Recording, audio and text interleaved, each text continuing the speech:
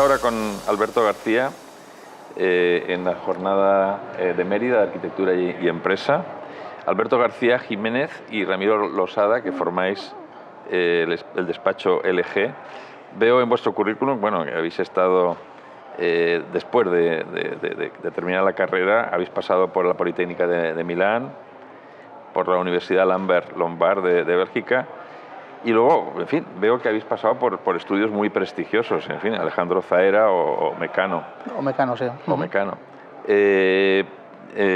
Tenéis además un pie en Estados Unidos, en San Diego, donde sois profesores invitados. Y bueno, hemos visto bastante obra vuestra. Por ejemplo, nos ha llamado la atención el Centro Cultural que tenéis en Navalmoral de la Mata. Sí. Yo ya he dicho en la presentación que he estado muchísimos años teniendo una casa en La Vera y siempre he pasado por Navalmoral. Además, es un concepto que hemos visto que recupera el tema del secadero, ¿no? de tabaco, ¿no? Bueno, queremos que nos hables un poco de los orígenes del despacho, cómo llegáis a San Diego, que nos hables un poco de tu obra. Ya hemos hablado del Centro Cultural, también de una casa que nos ha gustado mucho, la Villa Moraleja, la Stone House, que también nos parece que está muy bien integrada.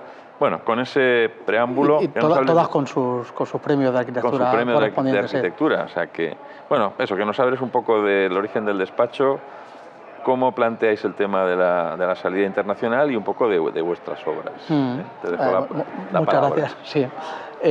Nosotros, Losada García, que viene el nombre por los apellidos de Ramiro y míos, nace desde la internacionalización directamente de nuestro trabajo. O sea, nosotros cuando pensamos ya en hacer arquitectura por nuestra cuenta, yo concretamente estaba estudiando y trabajando en Milán y viviendo en Italia con arquitectos de Milán, y Ramiro estaba en Lieja, en Bruselas, también trabajando en estudios mientras que terminaba esa enseñanza, ¿no?, universitaria. Entonces siempre hemos tenido claro de juntarnos los dos en un sitio que no sabíamos concretamente, pero cuando pusimos esa semilla estábamos fuera de España. Entonces siempre nuestra ideología... ¿Ya os conocíais? Sí, nosotros al final de la escuela, ¿no? De la escuela universitaria y del municipio donde nacimos, que nacimos los dos en el mismo municipio de Extremadura, donde tenemos el Museo del Tabaco. Entonces ahí, digamos, el arraigo de nuestro municipio de nacimiento y tal ha seguido, aunque hayamos estado conviviendo en Estados Unidos y por Europa, incluso en China, en Shanghái, pero siempre hemos tenido, digamos, el arraigo inicial del estudio en nuestro municipio, ¿no? y en Extremadura. Por eso ahora nos alegra mucho poder recibir premios internacionales, no solo locales, porque tenemos más premios internacionales con el Museo del Tabaco en Navalmoral de la Mata que locales, ¿no? Porque al final sí que es una cosa, parece mentira, pero bastante usual, ¿no? Que recibamos más menciones fuera que en el propio la propia comunidad, ¿no? Sí.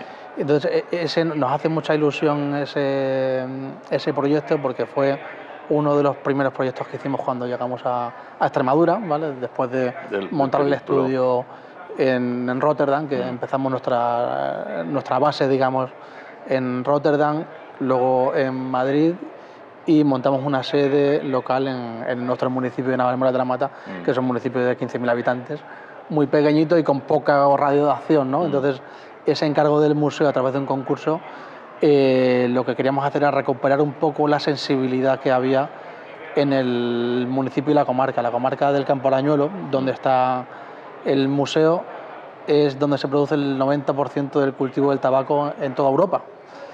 Y entonces llega hasta prácticamente del Tietar, ¿no? Sí, que prácticamente toda la comarca de la Vera también tiene esas plantaciones. Exacto.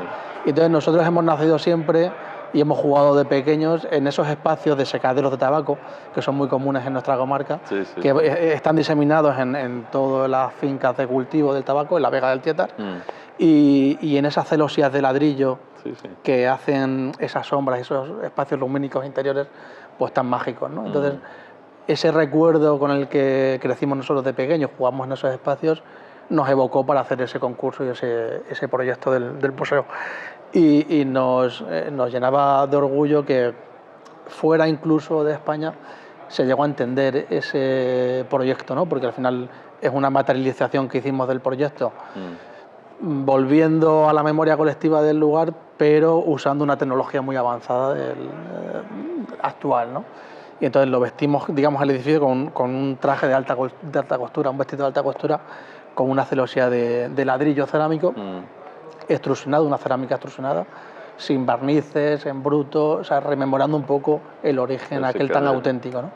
Y sí que se recrea en el interior del museo, se recrea esa sombra y esa luz del secadero de tabaco tan mágico. Me parece, ya te digo, brillante. Ya te digo que yo del inicio. he pasado muchísimos años, claro, mi recorrido era Valencia, Toledo, Maqueda, Navalmoral, y ahí me iba hacia Robledillo. Y bueno, ya te digo, lo he dicho antes, hicimos ahí lo que ahora es la Hospedería del Silencio, que era el Mirador de la Vera, y yo he tenido allí pues una casa en Robledillo, digo, muchos años, y esa atmósfera del secadero la conozco perfectamente, y cuando he visto el proyecto me lo ha recordado inmediatamente. También sombras. Tenéis ahí un juego de cajas completamente limpias, con lo cual hay problema ahí de doble forjado y tal, que lo habéis resuelto muy bien. Sí, el proyecto parece, cuando lo ves desde el exterior, parece una cosa muy sencilla, parecen 5 cajas apiladas que se desplazan, ¿no? No es nada fácil. Pero claro, para llegar a esa sencillez, como sabes, pues hay un trabajo muy complejo, interiormente, ¿no? Y entonces sí, ahí hay un tema de terrazas, de soleamientos, ¿no? Al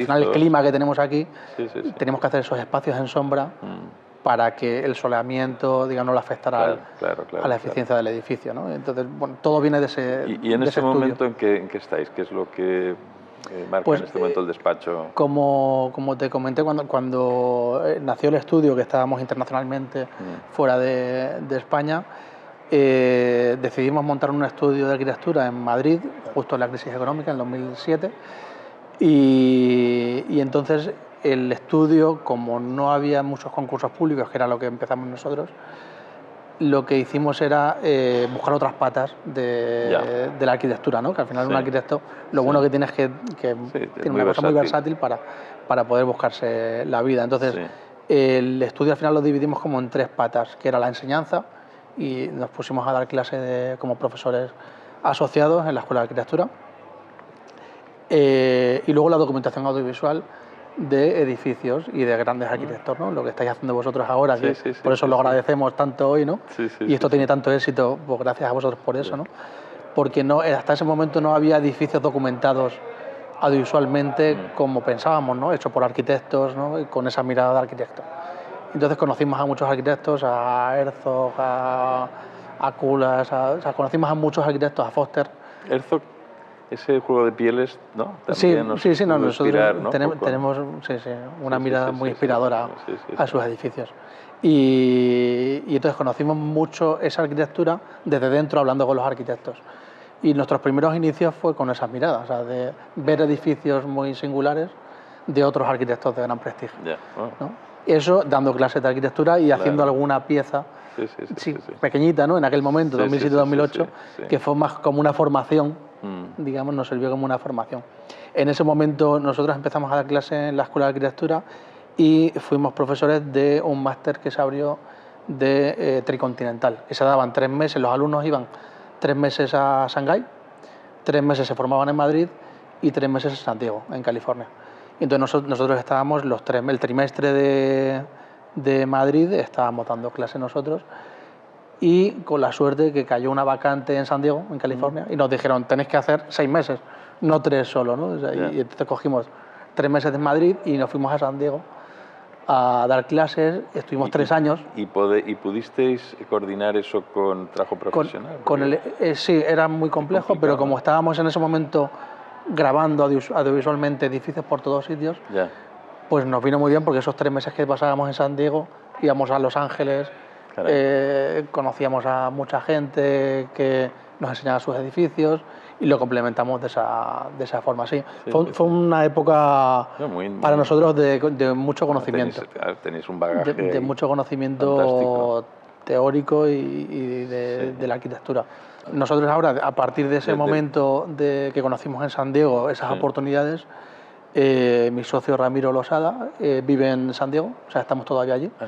Sí, él ya está viviendo allí, llevamos 7 años allí localizados, y entonces tenemos nuestra oficina en San Diego, en Baja California, y tenemos allí nuestros proyectitos muy bien, porque es muy contentos, porque hay mucho margen, me refiero, para trabajar. Y además, supongo que un arquitecto europeo allí, ¿no? Claro, tienes una creatividad que allí no es lo común. No es lo común, sí.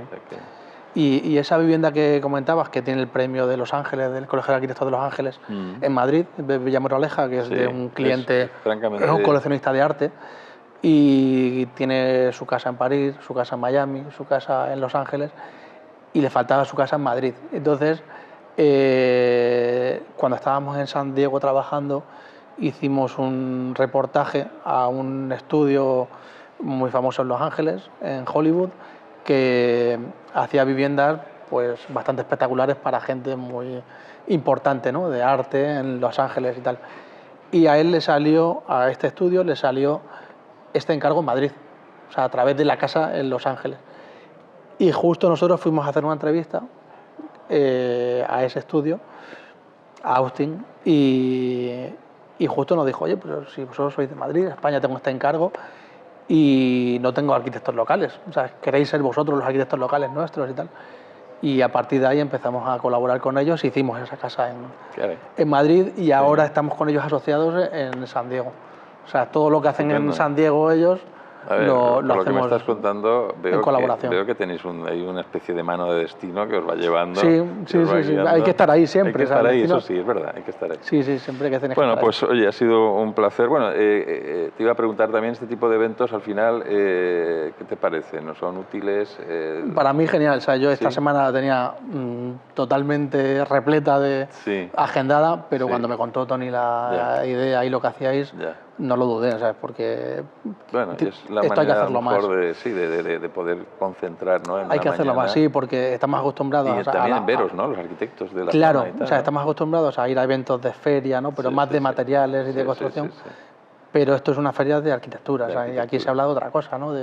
Hacéis este filtro que para nosotros es muy necesario. Pues oye, Alberto, muy interesante, muy agradable la conversación. Igualmente. Gracias por venir. Y, en fin, te deseo lo mejor. Veo que además que vais lanzados y que tenéis un camino estupendo. Así que, y le da recuerdos a Ramiro. A Ramiro, de tu parte. Muchas gracias. Gracias.